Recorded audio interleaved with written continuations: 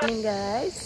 So late na ako nagising, 9:40 na. So magte-10 na, mag-breakfast na kami kasi yung breakfast is na 10 to 11 yung late breakfast. So wala nang tao. Mas okay din. Breakfast time. Mas David's breakfast. So nandito na kami ngayon sa kwarto. So katatapos ko lang mag-breakfast. Katatapos lang namin mag-breakfast. So yeah, so meron silang breakfast dito ng 8 to 9:30. Tapos from 8 to 11. So, yung late breakfast is 10 to 11. So, same pa rin naman yung food. Pero sa early breakfast, mas maraming tao. Kasi, di ba? Early breakfast nga. So, a lot of people are like having their breakfast. So, kami kasi nagising kami ni Kira mag-10 na. Pagising ko, kala ko 8 pa lang. So, sinabi ko kay Dave, anong oras na ba? Sabi niya, 10 na daw, mag-10. So, yun, nag-late breakfast kami. Marami pa namang pagkain, mga fresh pa. So, yeah, so wala kaming gagawin today. Sabi ko kay Dave, kung lalabas pa kami today. Pero sabi ko, sabi niya, it's up to sa akin kung gusto kong lumabas. Pero, let's see. Okay lang din sa akin kung dito lang kami today magstay. Kasi diba, uwi na din kami next week. Wednesday yung uwi namin sa UK. So, at least meron din kaming quiet time dito, no? Yung relax lang talaga, hindi sa labas. Yung higa-higa lang, phone lang. Yeah, so wala kaming plan today. Kung lalabas man kami, maybe dyan lang din sa labas, dun sa beach. Kasi diba, 3 or 5 minutes walk lang yung beach dito sa labas. So, si Kira nandun sa taas kasama si Dave. At saka naglaro siya sa bata na yung anak ni Steve. So, yeah. So, dito ako sa kwarto. Kasi gusto ko lang mag-relax. Kasi pag back to UK na, back to work na din kaming dalawa ni Dave. So, especially si Dave kasi David is working hard. Like, he is a working hard person. Like, he's working Monday to Friday. Sometimes nag-work din siya ng Sabado. Sabado kasi half day lang yung work niya. Pero he's not working every Saturday. Pag needed lang mag-work. He needs to relax as well sa weekend. So anyway, so nandito na kami ngayon guys sa lunch area. So magla-lunch na in about 20 minutes. So dito nag-ice cream. So pumunta sila sa ice cream kasi yung ice cream is 12 to 2 unlimited ice cream. Nandun yun sa baba sa isang pool. Hindi pa ako actually nakapag-ice cream dito. Tingnan nyo guys, ginawa na ko ni Elena. Hindi pa tapos. Looks nice. Is it pork or something? I think it's meat. Beef. You don't like to eat rice? No, not the rice. Kira will like this, Dave. She will like this. Not the rice. Yan lang guys yung aking lunch. Dito na kami ngayon sa pool area. Katatapos na namin mag-lunch. Relax day lang talaga kami today. Kasi super init lumabas. Ayaw din ni Dave lumabas kasi nga mainit daw. Mamaya na kaming gabi lumabas mga after dinner. Kasi doon lang din kami sa beach pupunta mamaya. Kasi ayaw nga namin pumunta doon sa next town. Baka bukas na or sa Monday. Go swim, Pab!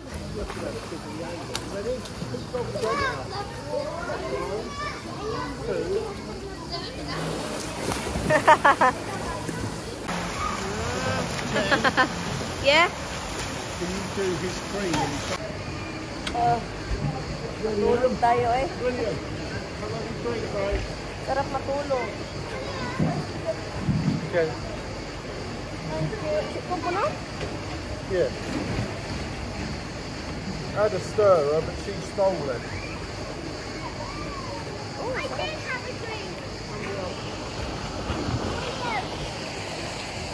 Sprite siya guys na coconut, may coconut, something like that. Ang sarap. Refreshing. Yung aking outfit for today, naka-t-shirt lang ako. Tapos itong short ko from H&M as usual. Yung mga green na yan, yan yung mga ginawa ng housekeeping dito kanina. Parang nilagyan niya ng crocodile, ganun.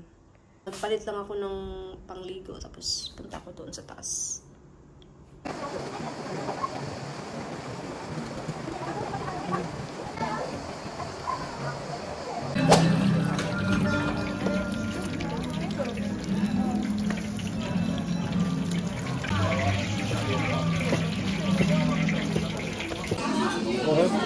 pudding.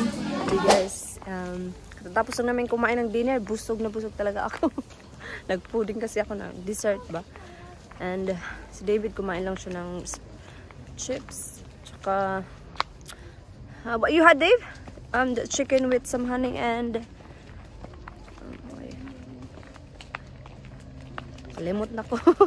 So we're on the way to the beach, guys. And then by the time we're finished, bedtime na. King mag-ama, char. Hawak kamay yan sila lagi, oh. Ganyan yan sila. Hawak kamay, di kita. Yan yung hotel na katabi lang din ng hotel namin. Char namin! That looks yummy, Bob. Yeah, it is. I'm gonna have 2 scoops of there. Double scoop of vanilla. So, nandito na kami ngayon sa kwarto. Bakit para nag-move yung aking face dyan? So, yeah, so, magbihis. Bihis. Guys, I got tanned. Nagtan daw siya. And we got that like second layer of skin. So yeah, so pumunta kami kanina sa beach area. So naglibot-libot lang kami, lakad-lakad kasi nga busog din kasi kami. Sabi ni Dave, labas muna ka daw kami. So parang hindi na ako marunong mag-explain. Katugo na. 11 na kasi dito. So it's bedtime na talaga. So baka bukas mga 10 na naman kami magising nito ni Kira. So pumunta kami doon sa... Can I have that for sleeping? This one? For sleep. Yes, of course. I Yeah. cover myself when I'm cold. Yeah, don't worry. So, yes, naglakad-lakad kami doon sa beach. Tapos, sabi ko, kailangan na talaga natin bumili ng pasalubong. So, bumili ako bumili si Dave nito. Turkish Delight na isang ganito na siya. So, 4 na ang laman niya. So, ito. Meron siyang pistachio or pomegranate, something like that. Tapos meron din melon, strawberry, pineapple. Ito siya. Oh. Tapos ito din. Meron actually silang pwede mong matry doon na parang maano mo pa siya, pwede mo siyang tikman. Meron doon sa kanilang parang sa estante nila. Para matry mo bago ka bumili. Ganun. Meron silang with honey and pistachio, ganun. Tapos, ito din is with pomegranate. Para siyang mga jelly kind of. So, I don't know, hindi ko alam. Hindi ko kasi natikman. I can read it. Yeah, you can read that one if you like. And then, kasi nga, favorite namin yung chicken cheese. No, it's Turkish, right? It's Turkey. Yeah, you can't read it, right?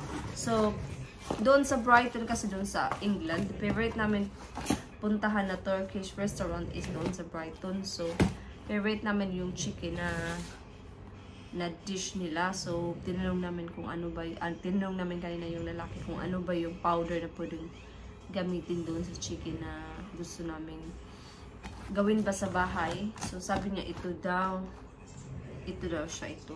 Chicken spice. So, isang ganito na siya. 220 lira. So, marami na siya actually. Oh, meron na siyang turmeric powder, oregano, chili pepper. Basta, marami na siya. So, ito is 200 lira. Tapos, ito is 220 lira. So, si Kira, bumili din siya ng salulan niya kanina. Tapos, bumili din ako ng yung parang gamit sa kusina. So, yun lang naman. So, bukas is, pupunta na naman kami sa beach bukas. Isn't it about we're going to the beach tomorrow? To get a massage. Yeah. And get tanned. Yeah, so we're gonna get a massage tomorrow. That is really exciting. Para ma-relax naman tayo, no? After ng lakaran, nag-init. So, we deserve this massage tomorrow, especially si Dave kasi nga iba work na din siya. He's working so hard sa England. He deserves all the relaxing time here in Turkey. So magilamos na ako ng aking mukha. Cetaphil yung ginagamit ko sa aking face kasi napaka-sensitive talaga ng aking mukha, as in napaka-sensitive niya, kaya yung aking pang wash sa katawan is pang baby or something na ito pang baby. Kasi pag yung ginagamit ko yung strong na amoy, nangangatid talaga ako. Kaya hindi din ako nagkukwintas kasi as soon as gumagamit ako ng kwintas, nagkaka-rush. Hindi ko alam kasi when I was sa Pilipinas ako, wala akong ganito eh. And I've been living dito sa UK. Nakatira ako sa UK ng mga mag-8 years na ako dito. As in, lately lang ako nagkaka-rush ng mga siyempre ba, sa mga alahas, ganun. Dati hindi ko naman siya na-experience mga ganito. Dito lang talaga, as in, lately lang.